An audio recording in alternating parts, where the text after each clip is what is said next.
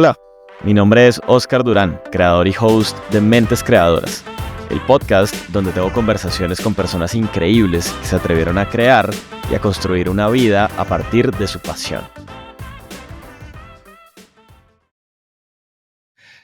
Este episodio es una conversación sin filtros sobre lo que significa emprender. La mente creadora de hoy es Nicolás Villa, CEO de Platam y creador incansable, quien nos compartió su viaje desde la ingeniería civil, pasando por la consultoría en innovación, hasta liderar una fintech que está transformando la forma de acceder al crédito para las pequeñas y medianas empresas en Latinoamérica. Así que si quieres escuchar verdades crudas, aprendizajes reales y cómo construir un negocio que sea más grande que tú y que trascienda en el mundo, este episodio es para ti. Bienvenido o bienvenida al episodio número 182. Bueno, pues Nicolás, bienvenido a Mentes Creadoras Podcast.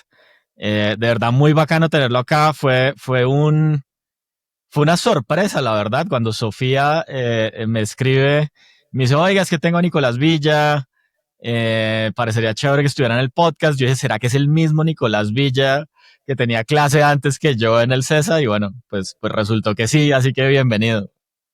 Oscar, sí, para mí también fue una sorpresa. Apenas me llegó la invitación y yo, bueno, me estrené quién hace el podcast. De pronto, ay, Oscar, yo hago clase con él. Sí. Y justo la misma clase, el mismo semestre, entonces nos tocaron los mismos dolores. Sí, sí, sí. Realmente podemos hablar bastante de cómo se vive la creatividad en la universidad, ¿no? Sobre todo en ese tercer semestre, que son chinos recién egresados, pues recién empezando. Sí, total. Oiga, Nicolás, hay una vaina chévere como de su perfil cuando uno empieza a verlo, y es que pues usted es un ingeniero civil y uno normalmente se encuentra como algunas veces como economistas, sobre todo administradores, diseñadores, ingenieros industriales como en el mundo del emprendimiento, como en este mundo del emprendimiento como fintech digital y la innovación y demás, pero pocas veces se encuentra ingenieros civiles. Hablemos un poquito de su historia ahí, como decide estudiar ingeniería industrial, perdón, ingeniería civil, eh, y después el mundo lo lleva a emprender. ¿Cuál fue ese momento de quiebre? Bien, la historia realmente es interesante. Incluso hace poco alguien me preguntó por LinkedIn y me dijo como estudié su perfil y vi que había muchos saltos. Me decía, yo soy una persona que quiere dar ese salto y como que no he logrado encontrar la puerta para lograr hacer. Yo definitivamente creo que yo soy ese perfil de emprendedor bruto pero decidido, pero realmente bruto y decidido, como, o sea, a veces de más. eh, y muchas veces de más, muchas veces he hecho cometidos que me han, o sea, errores que me han costado plata y años de trabajo. eh, pero bueno, realmente yo arranco ingeniería civil como por descarte. eh, entonces a mí me encantaban las matemáticas, que eso sí me ha ayudado obviamente acá.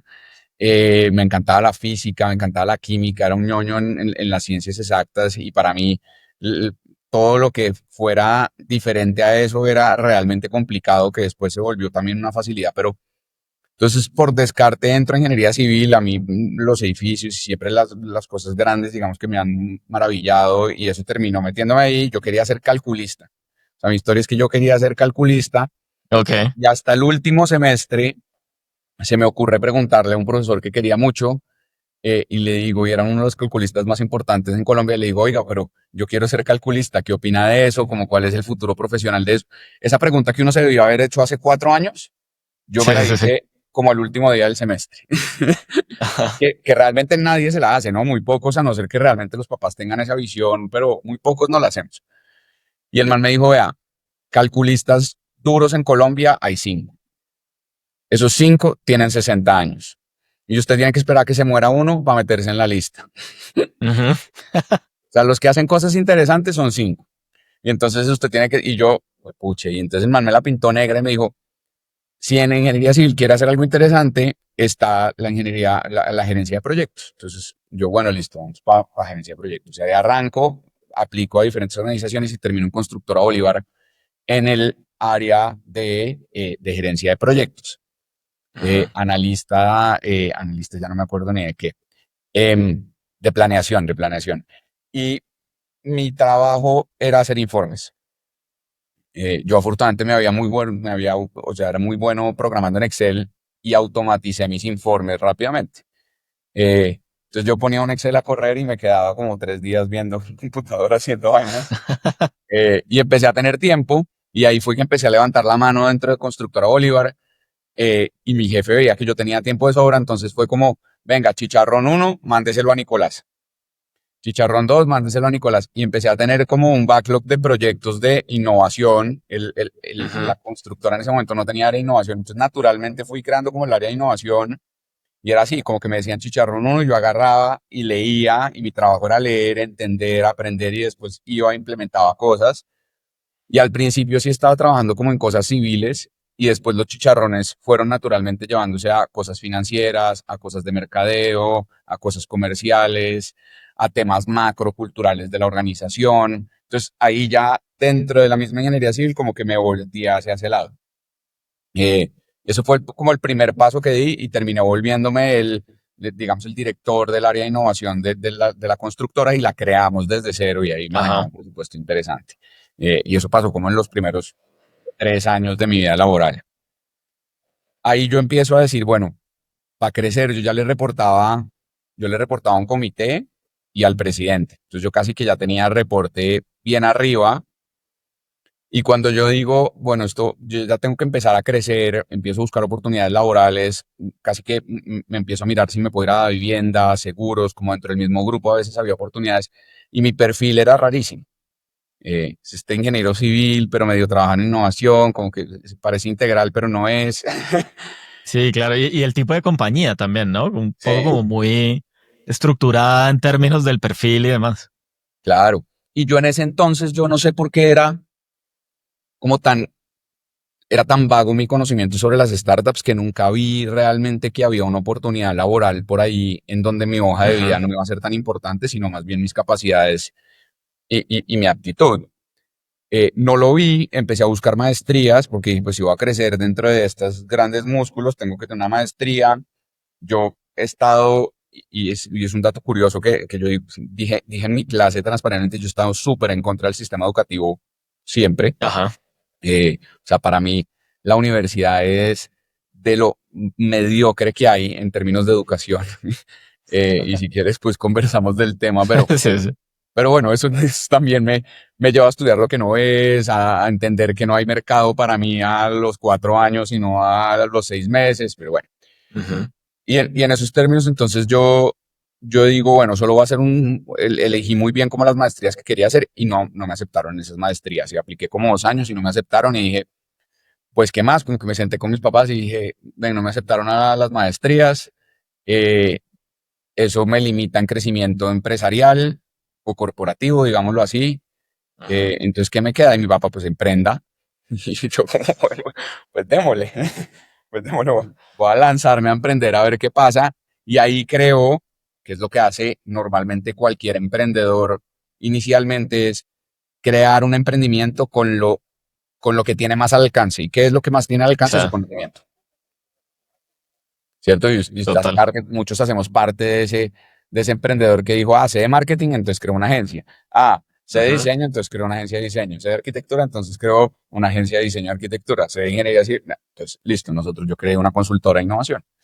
Eh, y ahí creo una consultora de innovación, y ahí me empiezo a meter, y ahí mi perfil sí se empieza a diversificar drásticamente, porque el consultor, y eso es algo que sí le agradezco mucho a ser consultor o haber practicado la consultoría, es que nos volvemos muy integrales, ¿no? Como que empezamos a tener Sí. una visión transversal de todo, y para nosotros que nos hablen de marketing no es algo inusual.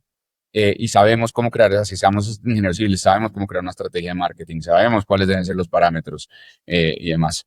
Entonces se vuelve interesante, y terminé en FinTech después de varios loops también, en donde me traen a esta compañía porque necesitaban un CEO y necesitaban una persona experta en ventas B2B. Eh, Ajá.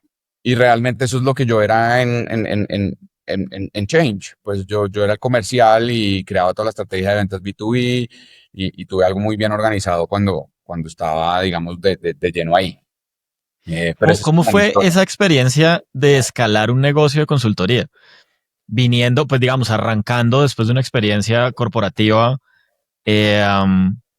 y en un tema relativamente nuevo, que usted ha tenido experiencia haciendo cosas, pero relativamente nuevo para usted desde el background. Genial. A ver, yo primero soy muy crudo y un poco duro conmigo mismo. Yo creo que yo no escalé Change. Eh, Change es una compañía de máximo 10 personas, digamos que eso es lo máximo que ha llegado, que en consultoría ya es Un un buen tema número. importante. Sí, es Sí. un buen número. Eh, Facturamos algo interesante, pero eso, si usted lo compara con el espectro de lo que puede llegar a ser una compañía, realmente es muy chiquito. Eh, claro, uno se mete dentro de pronto el 10% de las compañías en términos de tamaño, pero ahí no es donde yo quería llegar. Y yo creo que cuando uno emprende, uno tiene que tratar de llegar al 1%. O sea, Sí. y yo siempre lo digo con toda la confianza del mundo y acá meto la palabrota y es, si uno se va a comer la mierda a emprender, Ujú. comársela bien, comárselo por algo que valga la pena, ¿cierto? Y ese emprendimiento, yo lo escribo como, ese emprendimiento de consultoría es como que uno está nadando y uno se está ahogando y de pronto aparece una gran empresa y le da la mano a uno y lo deja respirar un ratico y lo suelta y uno vuelve y se Sí, sí, sí. ahoga y uno está ahí y de pronto aparece otra y le da la mano y es una vaina súper cíclica, no sé, a mí me pareció muy complejo, Sí, pero en yo le llamo términos, un poco como jugar Mario Bros. Es como comprar vidas. sí, sí, sí, es comprar vidas. Y ojalá, sí, sí, sí, buena analogía también. El negocio de la consultoría para mí es un complique. Cada vez que yo veo a alguien que va a emprender en consultoría, le digo, tiene que quedar súper claro en lo que se está metiendo. Aunque Ujú. esto es un negocio muy jodido y es un negocio en el que yo conozco muy pocas personas. María Cristina Córdoba del Club de Innovación es de las pocas que ha logrado algo como modelo de negocio interesante ahí, Sí. donde hay una recurrencia y el modelo realmente es escalable desde la consultoría, digamos, de la innovación, pero eso fue una línea nueva de negocio que ella creó ahí dentro de Catarsis. Pero es como de las únicas que tengo ahí que ha podido crear algo ahí. De resto, la mayoría son consultores que terminan facturando por horas y bueno, ya sabemos a los problemas que llegan eso.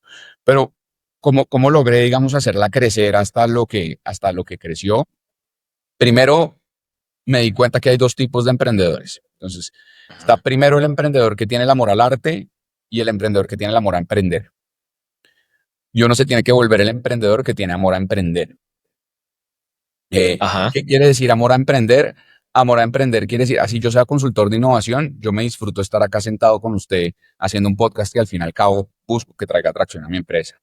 Así yo sea Ajá. consultor de innovación, me disfruto estar sentado con los contadores revisando mis estados financieros. Me disfruto estar haciendo un modelo de negocio. Me disfruto estar haciendo una entrevista laboral. Me disfruto estar planeando mi flujo de caja. Me disfruto estar pagando los impuestos. De pronto eso no tanto, pero como que y me disfruto vender.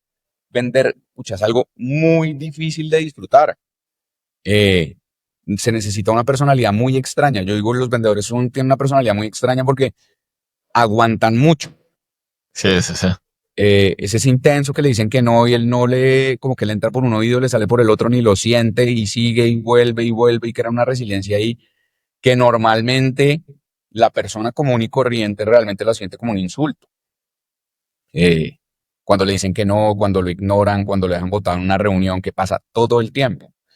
Entonces yo creo que como que entender esa dinámica y voltearse allá es una de las cosas principales que uno lo empieza a crecer una organización.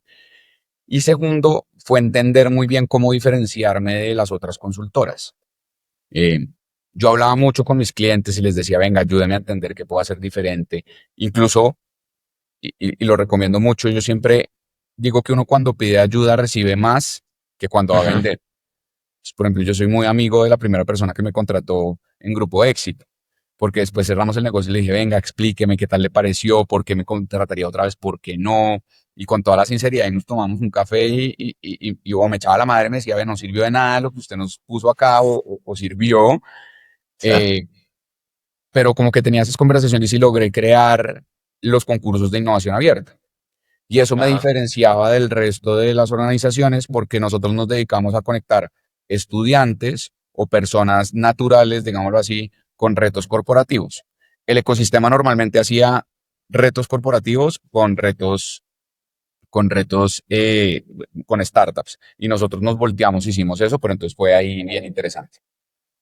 Ok, ok, qué interesante. ¿Y en qué momento llega, digamos, un poquito a su vida, como pasarse al lado oscuro de la fuerza y ya no estar en la consultoría, sino estar ejecutando ya un negocio como en plata? Claro, entonces, una de las cosas que a mí me pasa es que yo vendo Platam, yo vendo Change, perdón. Entonces a mí me absorbe una compañía inglesa, ahí viene algo bien interesante, después yo me voy a México, decido volver a emprender en una compañía de bienestar y hace 6 meses Platam es una compañía que lleva 2 años en el mercado, tiene un equipo supremamente robusto, el ex CEO realmente es nuestro actual CFO, que como dato curioso también es ingeniero civil. Ok. Eh, sí, ese sí se pasó a la fuerza oscura Sí, sí, sí. inmediatamente, apenas salió de la universidad. Eh, pero Platán me dice, venga, tenemos algo en las manos increíble, eh, estamos demostrando tracción, pero a nuestro CFO, y él lo dice supremamente tranquilo, no le interesa vender, el man es feliz en sus Exceles, haciendo sus modelos financieros, entendiendo los vehículos de inversión que hace, pero él no se disfruta estar creando cultura, él no se disfruta estar diseñando los esquemas de venta, yendo donde los clientes, intenciando una, dos, tres veces, cuatro, no, eso no es su tema. Entonces necesitaban una persona que viniera con eso y los socios me dicen, véngase, conviértase socio de esta compañía. Entonces yo me meto como socio dentro de la organización y empiezo a fortalecer los esquemas comerciales. Yo venía buscando hace rato como un emprendimiento en donde pudiera meterme en ese 1% de las empresas del país o en el 0,1% de las empresas del país. Eh, yo estoy dispuesto a comer mucha M, como lo dije, y yo soy un Sí. man que, o sea, acá yo ya llevo trabajando desde las 6 de la mañana, normalmente trabajo por hasta las 9 de la mañana, hasta las 9 de la noche. Entonces, soy un man que, y me disfruto de esto. Entonces, como que me lo quería comer bien. eh, y Platam es un negocio increíble. Uno, el impacto social con las MIPYMES del país, que es algo que a mí me ha emocionado drásticamente desde que inicié el emprendimiento y entendí lo jodido que realmente es emprender. Me emociona mucho como hablar del tema y apoyar en Ajá. términos de innovación. Y ahora simplemente lo estoy haciendo desde el lado financiero, eh, pero la necesidad financiera de las MIPYMES del país es muy alta. Es tan alta que el mercado, normalmente uno ni habla del mercado cuando hace un deck. Cuando yo hago un Sí. deck de inversión, como que usted lo primero que tiene que decir es, venga, yo sí o sí estoy en un mercado grande. El mercado, el mercado el gap de financiamiento en Latinoamérica es tan alto que es de 1,2 trillones de dólares. Es como decir, o sea, es Sí, eso enorme. no cabe en la calculadora del celular. Exacto, no cabe en la calculadora. El de Colombia es solo de 38,6 billones de dólares. Sí, Entonces, la sí, es necesidad es increíble. enorme y el reto es otro. Entonces, cambió drásticamente mi visión de ver un negocio. Pues, yo ya no necesito un reto de venta en donde desplegar el producto sea el principal reto. Acá, colocar plata realmente no es difícil. Y esto es una cosa que me dicen mucho mis socios que son financieros y que tienen mucha experiencia en esto. Me dicen, vea, colocar plata no es difícil. Saber colocarla y Ujú. volverla y recuperarla, recaudar la cartera es lo realmente jodido. Eh, Sí, total. Y cuando uno ve el mercado, lo hablaba con uno de mis clientes hace un par de semanas y era, cuando uno ve el mercado de financiamiento en Colombia, hay un montón de gente apuntándole al B2C, como al masivo, masivo, pero muy pocos a las pymes, que son el 90% de las empresas en el país, incluso más, ¿no? Y estamos en un sistema muy, muy latino, digo yo siempre, en el que la pyme tiene que demostrar que tiene un dinero que no tiene para poder pagar un crédito que necesita. Por eso nunca tiene acceso, ¿no? Es muy el círculo paradójico vicioso, y es un círculo vicioso. sí, así es. Eh, Hay algo bien interesante, digamos que el Buy Now, Pay Later o los mecanismos de financiación Ujú. de B2C se volvieron populares en el boom del 2020 al 2023, 2023, eso duró más o menos hasta el 2023, 2022, y empezaron a crecer un montón y de pronto gente empezó a levantar la mano y chévere conocer a la persona con la que estaba conversando de esto, pero digo, oiga, pero realmente la mayor cantidad de pagos en el mundo son B2B. La Ujú. mayor cantidad del mundo, la mayor cantidad de pagos en el mundo es que el 95% de los pagos del mundo son B2B, no son B2C. Y todas las startups que se crearon apuntándole por popularidad, por simplemente era la tendencia, se crearon hacia el B2C, dejando de lado digamos, este sector del ecosistema y de la economía tan importante. Entonces, cuando Platán me vende su visión, para mí fue clarísimo que tenía que entrar acá. Digamos que Ajá. por primera vez en mi vida sentí algo muy interesante y esto puede ser algo más grande que yo. Ujú. Y yo se lo digo mucho como a mi pareja, porque trabajo tanto, me dice como, paren un segundo, y yo le digo como, esto me puede superar, y se lo digo a mis empleados, y se lo digo a todo el mundo, como que esto es tan grande y el mercado es tan grande y podemos crecer tan rápido que uno realmente tiene que meterle la ficha para poder crecer con la organización. Eh, y eso me llena el corazón, ¿no? Que algo me pueda superar Sí. y que algo me esté retando constantemente, que yo sé que lo que aprendo hoy me sirve mañana, pero no pasado mañana, y así me mantiene muy, muy metido dentro de la organización. Entonces, el mercado es grande, la razón social, digamos, la razón social de verdad de la organización Ujú. se conecta profundamente con lo que yo hago como emprendedor. Eh, Tres, vemos tracción clara. Entonces, no solo es ver tracción en colocación, sino que también vemos tracción en recaudo. Yo siempre he sido un tipo muy estructurado en términos de procesos y eso acá genera un cambio fuerte. Entonces yo es, bueno, el recaudo es paso uno, paso dos, paso tres y no hay paso cuatro. Y si queremos hacer la paso cuatro, se levanta, se documenta y el paso cuatro queda escrito de esta forma y de esta otra. Y eso es donde sufren normalmente las fintechs. Sí. Eh, en eso y en recaudar deuda.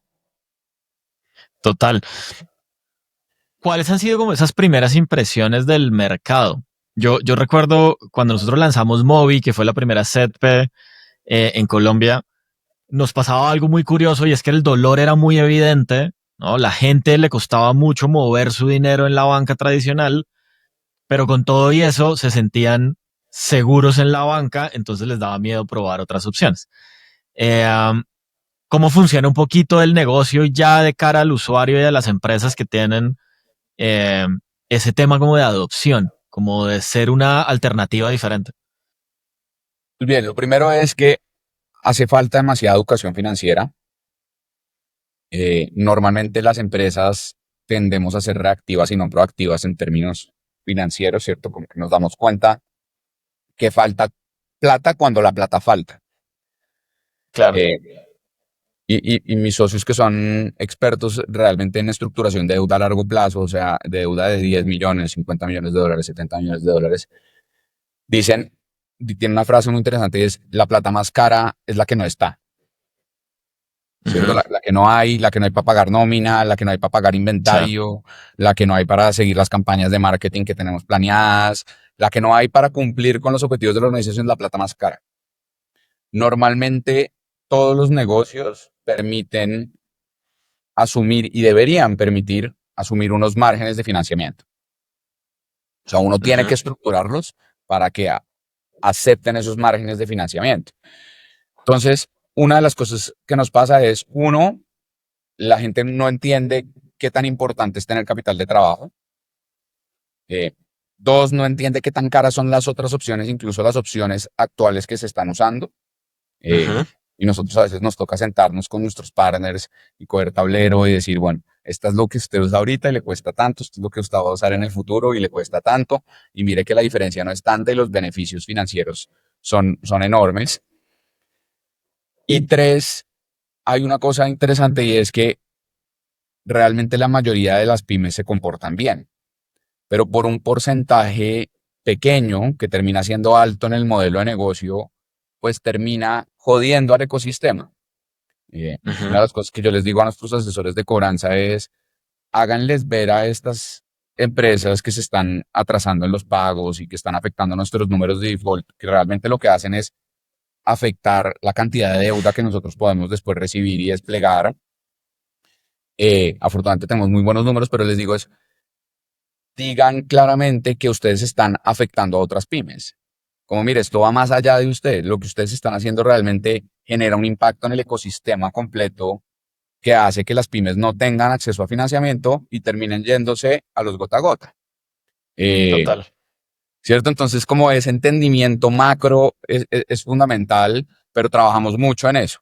Y Sí, por ejemplo, ese discurso de venta de cartera es muy diferente. Es como, mire, entienda lo que repercute esto no solo a usted, sino a su amigo que tiene la tienda de la esquina, al del frente. Todos los negocios que están en su barrio están siendo impactados por su mal comportamiento. Eh, total. Que ahí usted toca un tema muy interesante que los que hemos estado en fintech, de alguna manera u otra, siempre hemos estado como luchando contra eso, que es el gota a gota, ¿no? Bien sea en el B2C o en el B2B, la gente cree que son solo las personas las que usan el gota a gota, pero se sorprenderían de las estadísticas de los CEOs y de los empresarios que también usan el gota a gota para financiar las operaciones de sus empresas. Luchar contra el gota a gota es difícil, ¿no? El gota a gota siempre está ahí. El acceso es fácil, el dinero está al otro día, pero después el cobro es complejo y hay un montón de temas ya incluso de seguridad y demás asociados a él. ¿Cómo es como un poquito luchar en ese mercado para ustedes? para nosotros es transparente. Nosotros ofrecemos una opción muy clara. Digamos que una de las cosas que nosotros queremos ser como organización y somos como organización es sinceros. Yo analizo mi competencia y yo veo que la firma digital, la firma electrónica del contrato de mi competencia vale 150.000 pesos. Entonces uno dice, pero ¿cuándo? O sea, ¿qué software de firma electrónica usan para que valga 150.000? Sí, ¿Sí me entiendo?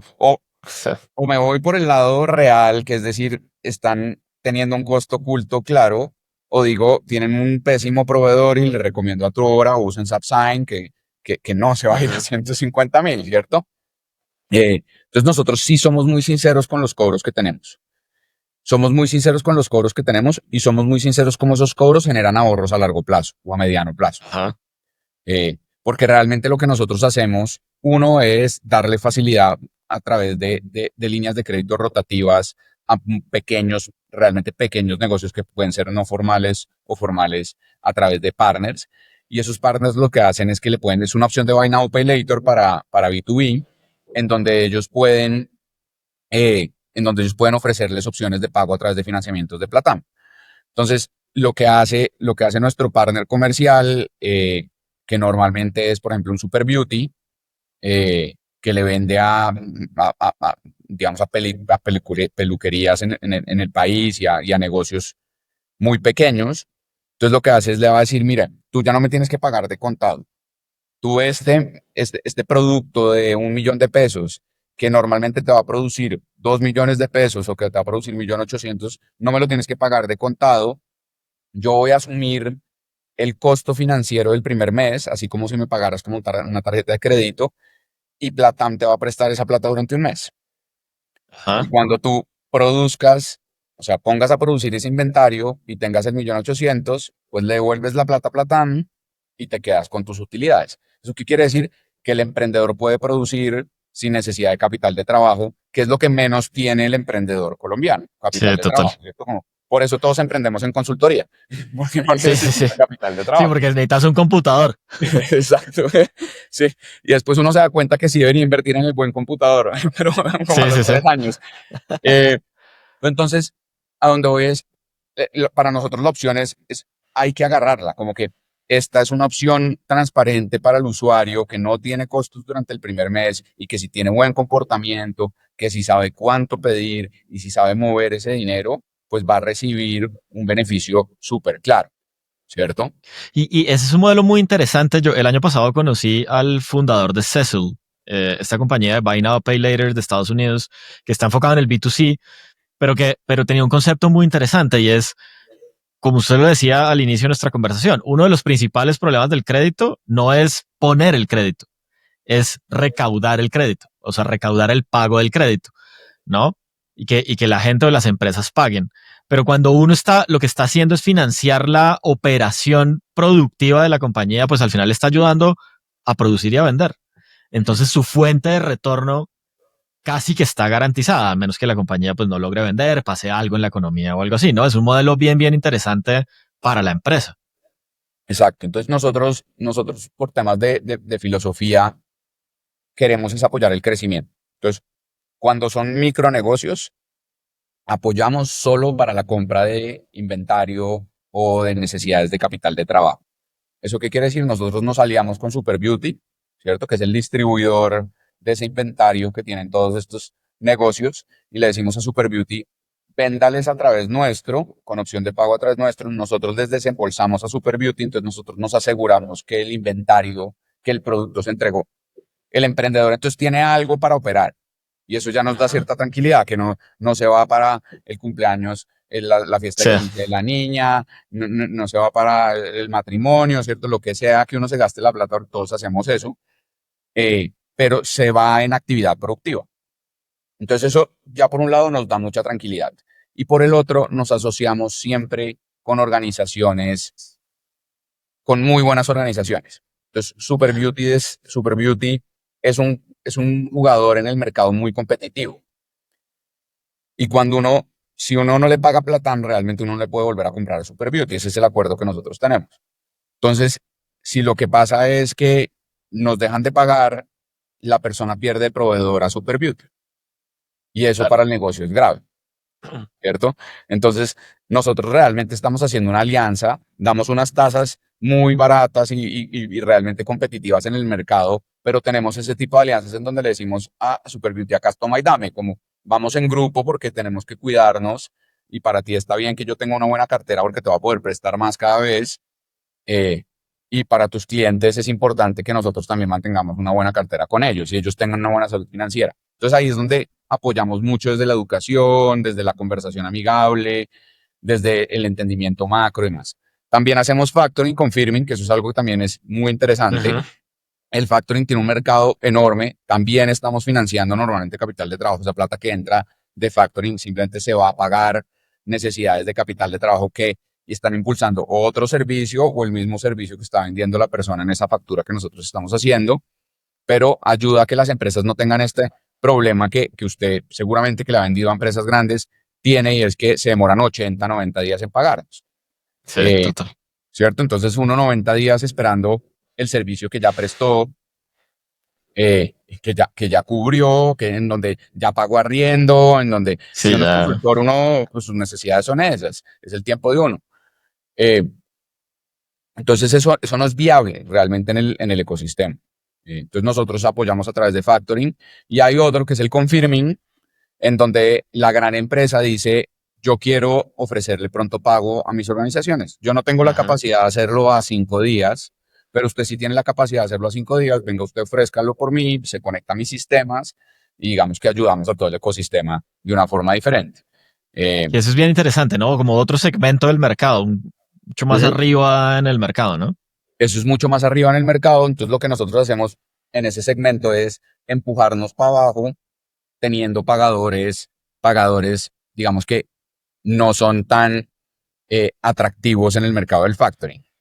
Todo el mundo le Claro. quiere prestar a Ecopetrol, todo el mundo le quiere prestar a Claro, ¿cierto? O sea, cuando yo Change eh, a usted le vende a Claro, pues todo el mundo va a querer hacer factoring en esa transacción, sobre todo si la factura es de 1.000 millones.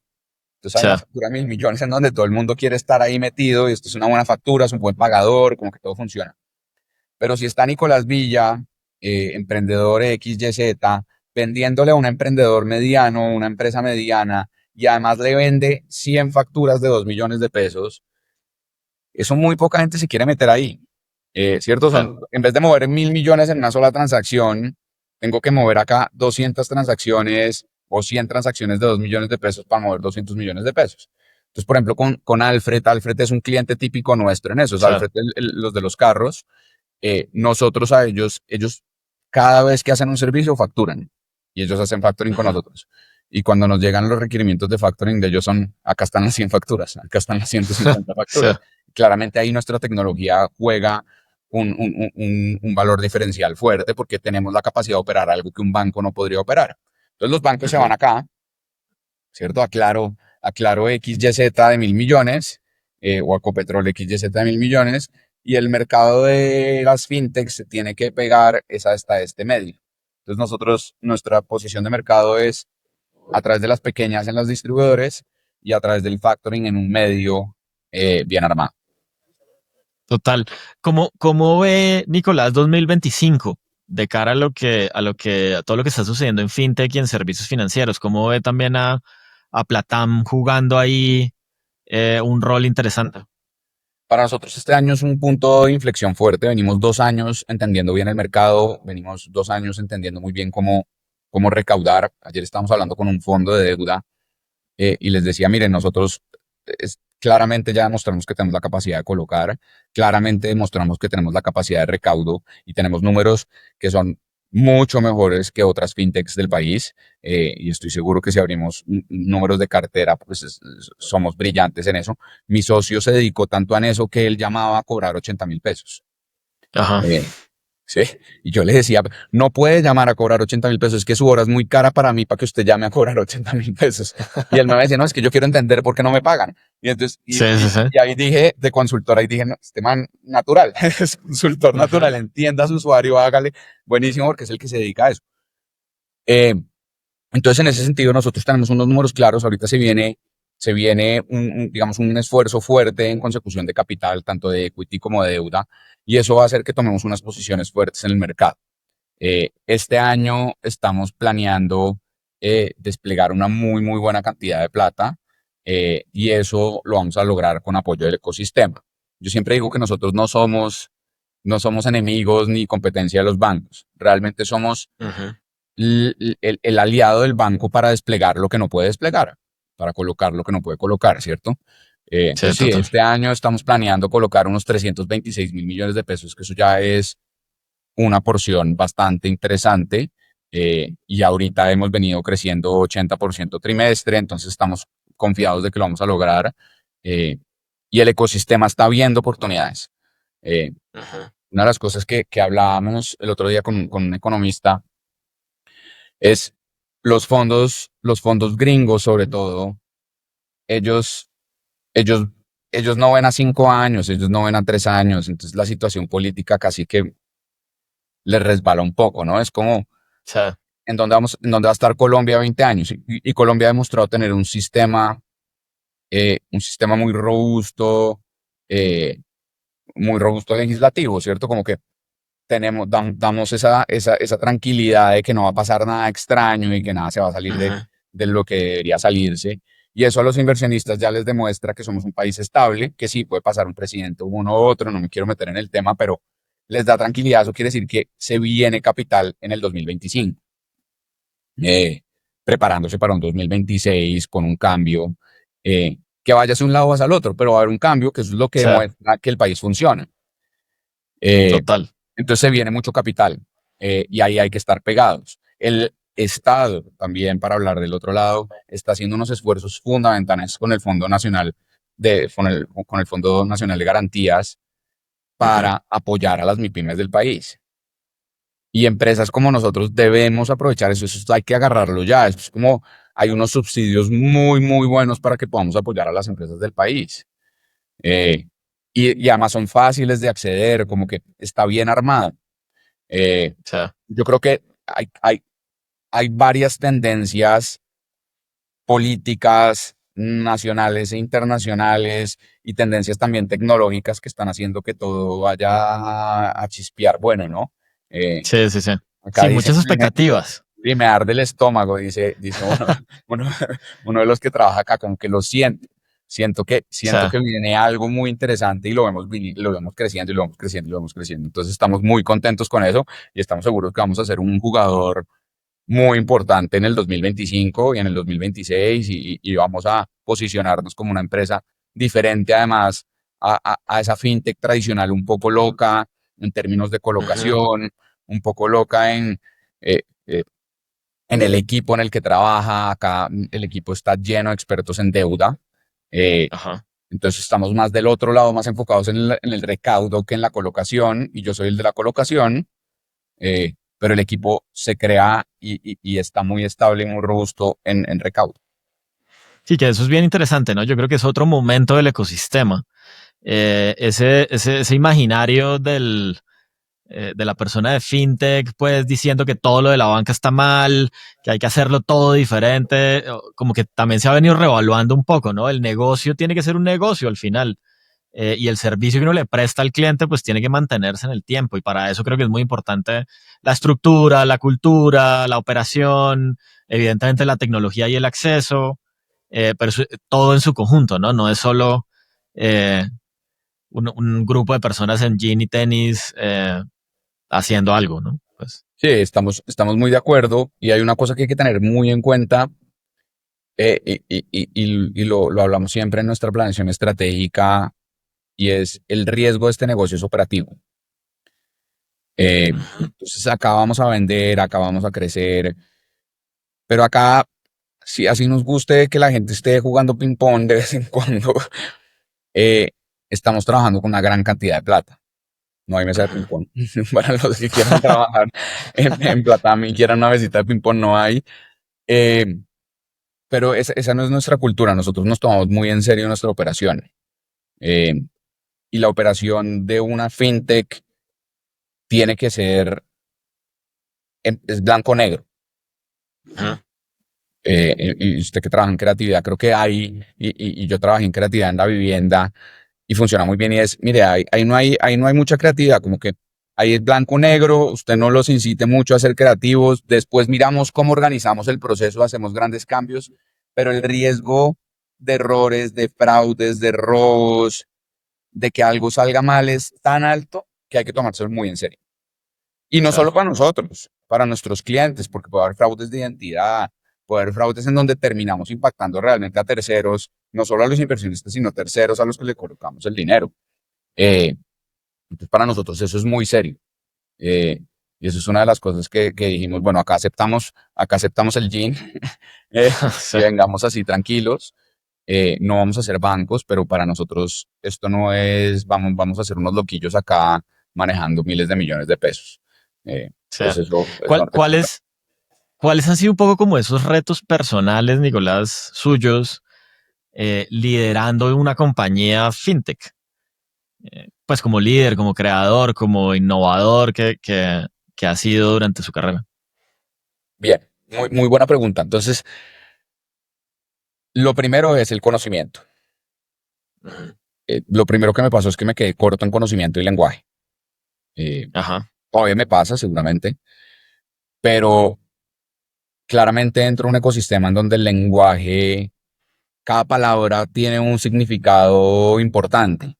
Así se parezcan, y usted está hablando de una cosa o la otra, cada palabra tiene un peso de si usted la dice de una forma o la dice de la otra. Entonces, mi conocimiento financiero, que más bien ha venido siendo, digamos que muy orgánico, pues obviamente cuando yo llego a esta compañía y empiezo a hablar y empiezo a decir, venga, pero es que, y me dicen, no, es que eso no es así. La cuenta 28, ayer estamos hablando de la cuenta 28 del estado financiero, esa cuenta tiene estas características especiales, usted no puede meter esto acá por meterlo acá, porque si no los inversionistas lo ven diferente, y cuando vayamos a levantar deuda, entonces funciona de otra forma, y cuando vayamos a levantar deuda, entonces uno no puede hablar de esta palabra sino de otra, porque realmente se dice así. Entonces, primero, conocimiento. Y por eso es que yo digo y digo que ahorita trabajo tanto y me siento tranquilo trabajando tanto, porque me toca ponerme al tanto, de lo que hay.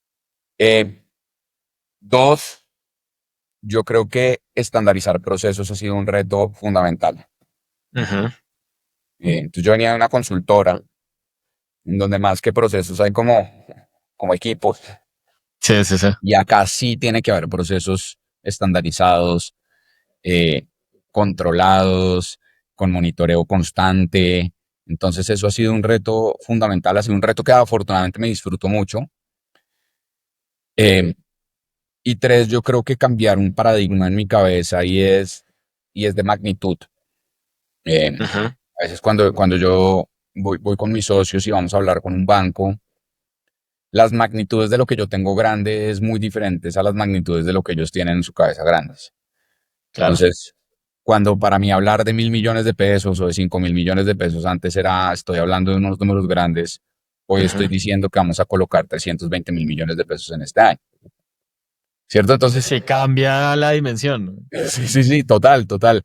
Yo le digo a la señora que trabaja en mi casa, como que le expliqué en lo que trabaja y le dije, mire, es que yo hablo de magnitudes que ni yo entiendo, como son tan grandes que yo no entiendo porque lo que hacemos es mover plata de un lado al otro y a Ujú. nosotros nos va quedando una pequeña participación de eso, pero son magnitudes enormes. Entonces, claramente como que es una cosa que es importante que uno tiene que cambiar ese chip y es, acá estoy moviendo y si voy a estar en el 1% de las empresas, Ujú. pues realmente mi chip tiene que cambiar. Sí, total. Es eso, un poco. Oye, qué interesante eso. Si tuviera que cambiar algo del ecosistema fintech y emprendedor o creador de Latinoamérica y de Colombia, ¿qué sería? Esa sí es una gran pregunta. Más que el fintech, hablaría del emprendedor Ajá. y es, hemos romantizado demasiado el emprendimiento. El gobierno lo romantiza mucho, crea mucho empleo, mueve mucho la economía, pero el emprendedor sufre mucho. Ajá. Hay, hay demasiada bulla al lado de apoyemos al emprendedor, e incluso grandes organizaciones diciendo, pero eso en el papel se ve muy poco. Cuando uno va a mirar el Excel, eso no es tan cierto. Sí. Entonces yo creo que el ecosistema emprendedor, uno tiene que ser realista con la realidad del emprendimiento. Entonces, el 70% de las empresas mueren antes de los 5 años, muy pocas crecen. Entonces, que Ujú. eso es más grave aún. Sí, es esa. Eh, entonces, cuando uno emprende, uno necesita herramientas estructuradas para entender cuál es el modelo de negocio que no solo me deja sobrevivir, sino que realmente me va a hacer crecer. Eh, Eso es uno, de parte del ecosistema, yo creo que más gubernamental. Y dos, yo creo que realmente las empresas y los empresarios, los directivos de las organizaciones tienen que empezar a ser más empáticos con los emprendedores. El viernes pasado me llegó un correo de una gran organización de Colombia. Y acá lo tengo abierto, porque lo voy a publicar hoy en LinkedIn, borrando la empresa, pero me dice, eh, por favor, mándenos una carta formal con las tarifas del 2025, de la cual esperamos que se mantengan sin incremento. O sea, I feel you. Sí, ¿cómo, Sí, sí, cómo así? sí, sí, sí. Sí, entonces, el IPC, el aumento del salario mínimo, pero esto es una de las organizaciones más grandes del país, o sea, puede estar Ujú. entre las 100 más grandes del país que llegan correo, o sea, descarado el correo. Sí, sí, sí. Eh, entonces ahí es donde uno dice como, venga, ¿dónde está la empatía con el pequeño? ¿Cierto? Total. ¿Dónde está la Sí, sí, empatía sí. real? Póngala en su informe de sostenibilidad al final del año, eso a mí me resbala. Sí, sí, sí. ¿Dónde está la empatía en el día a día, en el sufrimiento que yo tengo poco a poco? A mí me dio risa, entre risa y rabia, yo no sabía qué hacer con ese correo. Sí, sí, sí, como que uno no sabe qué hacer, como que uno no Sí, sabe qué sí. responderle, además. No les voy a mandar mis tarifas. Sí, sí, sí. No sé, pero no les voy a mandar mis tarifas, pero quiero ganar. Sí, ¿qué es lo que le pasa a todo el emprendedor? Sí, Eh, entonces, sí, uno no sabe qué hacer ahorita, lo tagueo cuando publique eso, pero sí, creo que eso demuestra realmente la falta de empatía que hay en el ecosistema hacia la realidad del emprendedor. total, total. Bueno, pues Nicolás, ya estamos terminando. Un par de preguntas finales. Eh, un libro o un recurso que lo haya marcado en todo este camino emprendiendo y creando. Eh, a ver, el almanaque de Naval Ravikant, Ajá. super libro, realmente no lo escribió el man, lo escribió alguien recopilando todo lo que el man dice en sus diferentes conferencias. Eh, Ujú. Naval es un tipo brillante, eh, él tiene una frase que a mí me gusta mucho y es, si yo me quedara con 0 pesos en este momento, yo aprendí a hacer plata y por lo tanto vuelvo a lo que estoy en 10 años o en 5 años, pero yo aprendí Sí. la dinámica de cómo funciona esto y ese fue mi objetivo y entendí el juego y lo sé jugar. Ujú. Eh, entonces el tipo tiene unos consejos bien interesantes que yo creo que también hacen una mentalidad muy cruda de emprendedor que uno necesita. Y uno a veces necesita hacer también 1 más 1 es 2 y esto al fin y al cabo se termina en un balance. Sí, Eh, total. es como el libro. ¿Cuál era la otra pregunta? No, y la siguiente pregunta es, ¿qué le diría usted al Nicolás al que el papá le dijo, pues emprenda? ¿Qué le diría hoy? No, pues yo sigo siendo bruto pero decidido, entonces yo le diría como hágale. La verdad, sí, para responderlo así yo le diría hágale sin miedo, piénselo bien, pero el consejo, o sea, hágale el emprendimiento. Mi consejo es dedíquese más tiempo a pensar los números de dónde va a estar. Crudamente Ajá. los números de dónde va a estar, sin mucho amor al arte. Eh, entonces, crudamente los números quiere decir, bueno, ¿cuál es mi tamaño de mercado? ¿Qué ticket necesito? ¿Realmente esto me da para comer? ¿Esto me da para crecer? ¿Esto funciona? Las, y yo hablo mucho de revisar las estadísticas del sector en el que uno se está metiendo. Ujú. Entonces, estoy seguro que las estadísticas de consultoría de supervivencia no son buenas, Sí, ¿cierto? Deben ser bien regulares comparadas con otras industrias. Entonces, sí, total. hay que entender eso, hay que entender qué pasó versus qué pasó con, versus qué pasó con la agricultura y las estadísticas de otro tipo de emprendimientos que de pronto pueden ser totalmente diferentes o traer cosas de China. Entonces, como mi consejo sería hágale, tenga en cuenta que usted tiene mucho más, o sea, su conocimiento da para hacer un negocio que va más allá de vender su conocimiento. Ujú. Entonces, es como Sí, capitalizo mucho más mi conocimiento, no solo vendiéndolo directamente, sino realmente total. como, Sí, ¿cómo como capitaliza el potencial? exacto, cómo le saco el potencial, cómo lo convierto en 10x y no en 1x. Porque Sí, cuando uno lo vende es 1x. sí. Sí, entonces Bueno, eso pues es lo que es una buena pregunta también. Me dejó muy pensando. muy buen consejo. Oiga, pues Nicolás, hemos llegado al final. De verdad, muchas gracias por la conversación.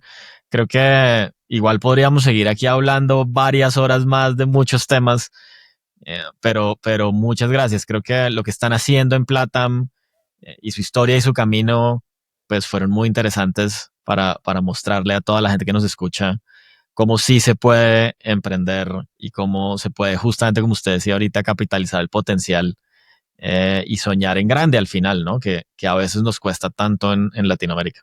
Entonces, muchas gracias. Exacto. Oscar, no, pues mil gracias por la invitación. Yo feliz de estar acá. Me divierto mucho en estas conversaciones, aprendo mucho. Es como un coacheo, usted va haciendo preguntas y uno va coacheándose, usted me va coacheando más bien. Entonces, pues nada, mil gracias por el espacio y ojalá nos encontremos en más ocasiones, que seguro será así. Seguro. Bueno, pues muchas gracias. Un abrazo y a todos los que Chao, están chao. oyendo, mil gracias. Chao, chao. Y hasta aquí llegamos por hoy. Gracias por escucharnos. Recuerda suscribirte en Spotify o tu player preferido para no perderte ningún episodio y compartir este contenido con alguien que necesite un poco de inspiración.